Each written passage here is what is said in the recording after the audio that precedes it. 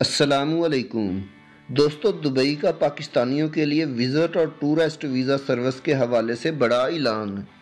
दोस्तों, दुबई में रोज़गार और सैर तफरीह की गरज से जाने की ख्वाहिश रखने वाले पाकिस्तानियों के लिए अच्छी खबर सुना दी गई है।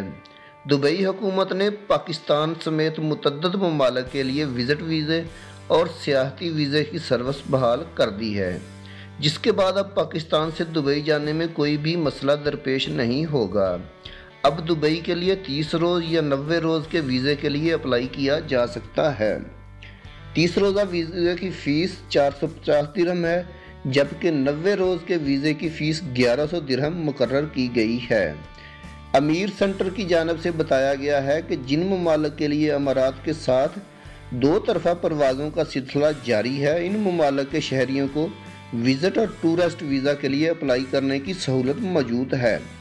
दुबई के वीज़ा की अप्लाई करने के लिए पासपोर्ट की कापी और सफ़ेद बैकग्राउंड वाली तस्वीर फराहम करना होगी।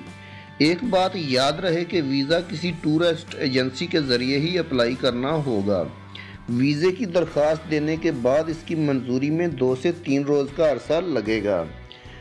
टिकट की बुकिंग करवाने से पहले कोरोना टेस्ट लाजम करवाना होगा और इसकी रिपोर्ट भी साथ रखना होगी।